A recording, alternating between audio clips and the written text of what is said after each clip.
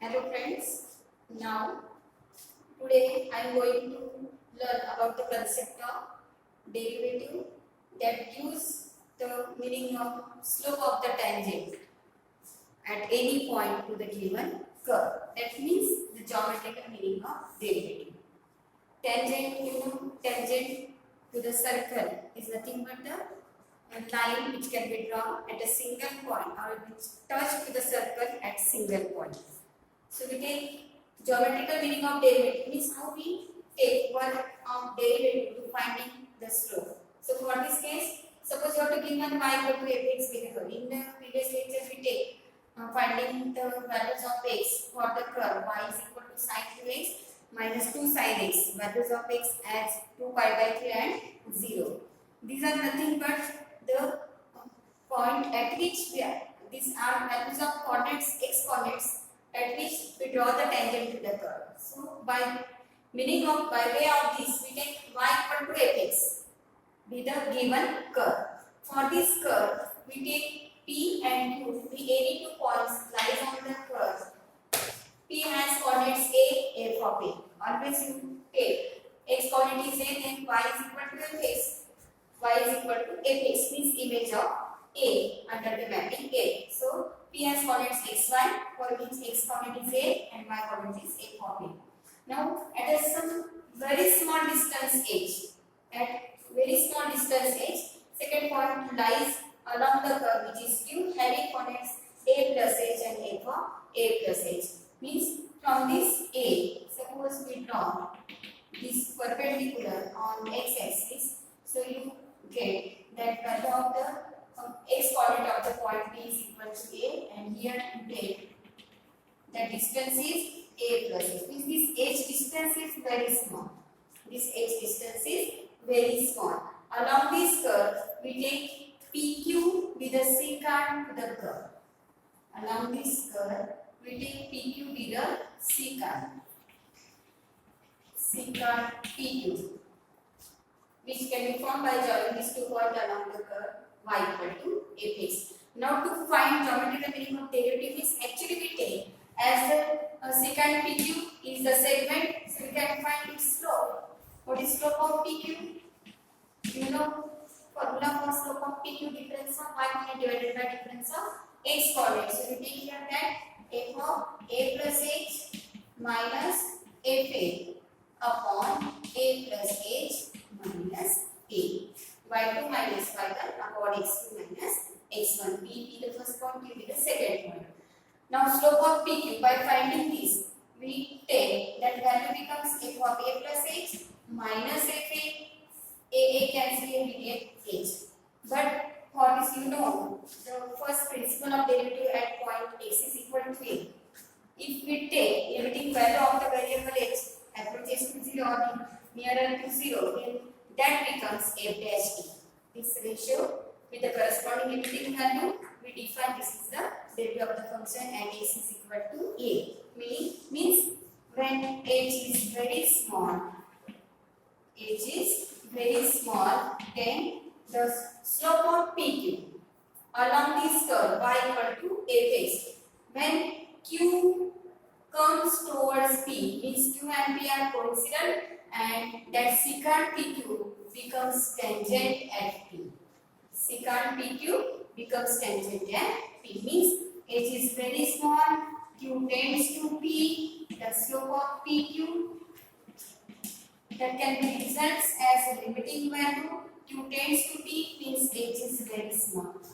Q coincide with P means a plus h becomes a, means natural value of h becomes 0. So limit h tends to 0. Slope of PQ is f of a plus h minus fa upon h. But before this, you know this is the first principle of derivative, but value is given and x is equal to a. So f dash a, that defines dy by dx at x is equal to a. So in the sense of geometry, we take slope of secant becomes slope of tangent along the curve when q tends to p. Means negligible value h tends to 0. So understand this as the slope of secant is the slope of tangent when this small increment approaches geometrical meaning of derivative.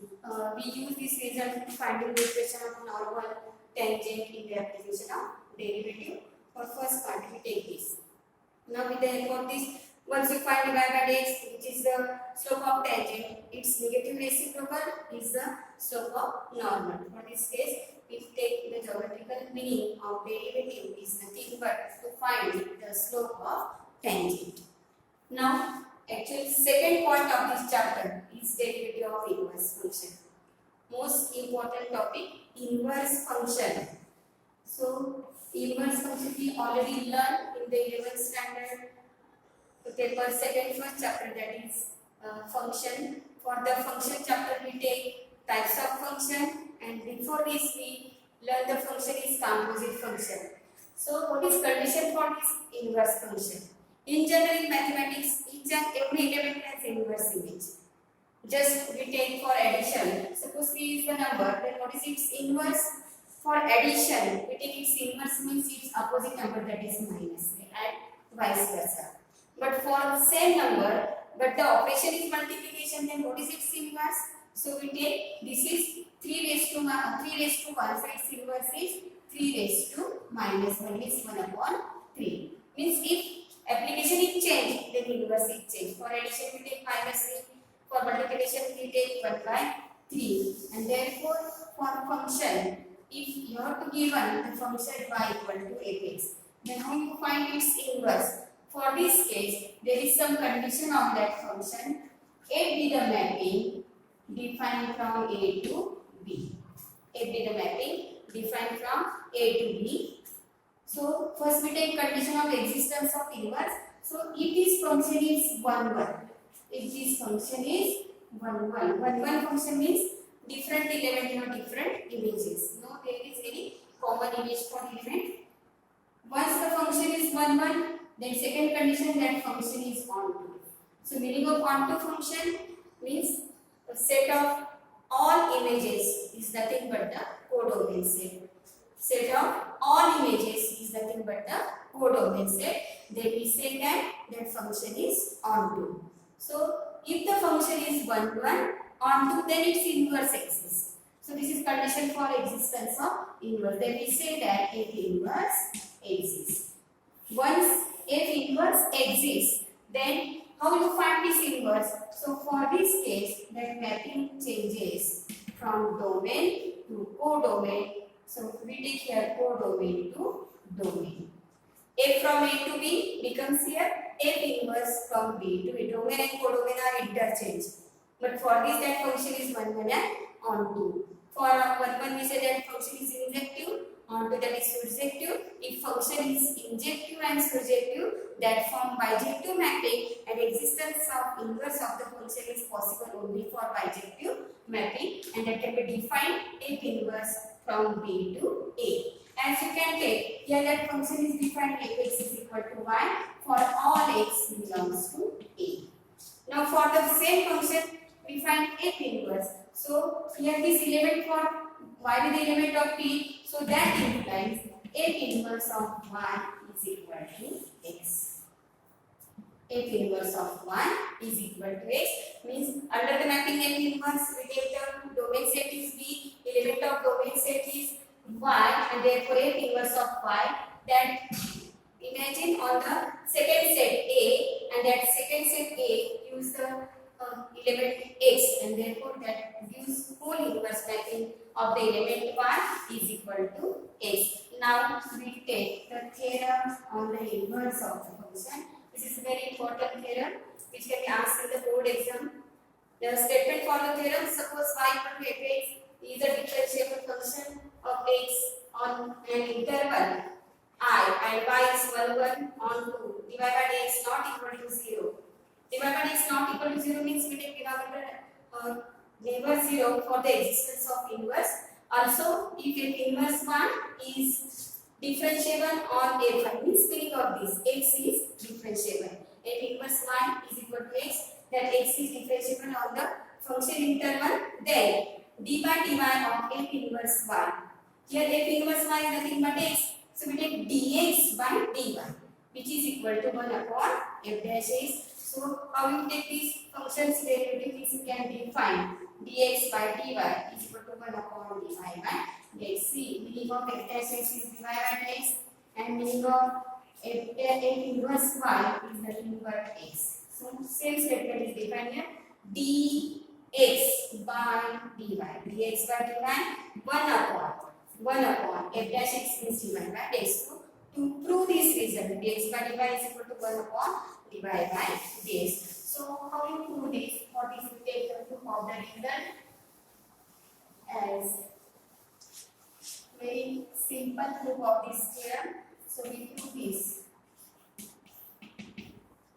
Now since given that y is equal to fx is a differentiable function on the interval r, so we take here small increments delta x and delta y on the function x and y. Here specific increment we take as delta x with a small increment in x corresponding to the small increment delta y in the y. Again given that y is differentiable function of x which is derivative existent finite. So for this we consider here delta x by delta y multiplied delta y by delta x. You know that two inverses multiply to each other, then you get the multiplicative identity just like 3 into 1 by 3, x into 1 by x. So likewise, delta x delta y is one of the ratios, second is delta y by delta x. That can be multiplied to each other, you get answer is 1. Now see here, to find value of delta x by delta y is equal to 1 upon delta y by delta x. So in order to taking application from Lagrange's rule, this incrementary ratio changes by taking limiting value of delta y approaching to 0. But our first statement is given that y equal to fx is differentiable function of x, means differentiable operator for x is delta x. So we take here application as taking limit on both sides as delta x to 0.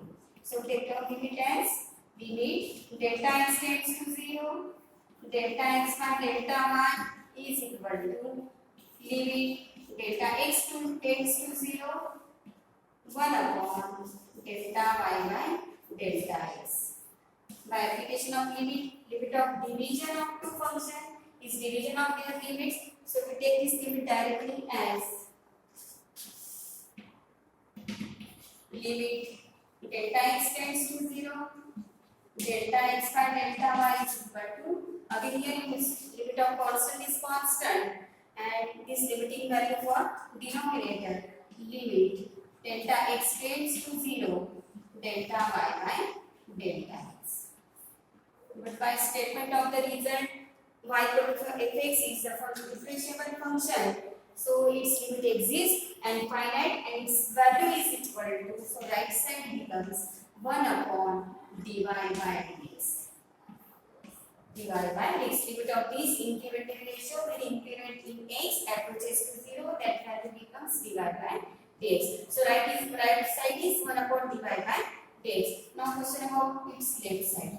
So as given that when delta x tends to 0, that must imply delta y tends to 0, because our second condition is given if inverse exists, also if f inverse, this value f inverse y is nothing but x. So as delta x approaches to 0, delta y also approaches to 0, and therefore left side we can take limit as delta y tends to 0, so LHS becomes limit delta y tends to 0, delta x by delta y. So limiting value by using Lagrange's rule, we get this value is equal to dx by dy. Now this is result for the corresponding. Here left side becomes dx by dy, here right side becomes 1 upon dy by dx, and therefore we can take the derivative of existence of inverse function gives the result as dx by dy is equal to 1 upon dy by dx, provided that the denominator is equal 0, dy by dx not equal to 0. This is only in the case of x and f dash x is divided by dx. Actual statement for the theorem or in the board question paper, this is asked by using this statement. where this result is over. Tomorrow I will take examples according to this derivative of inverse.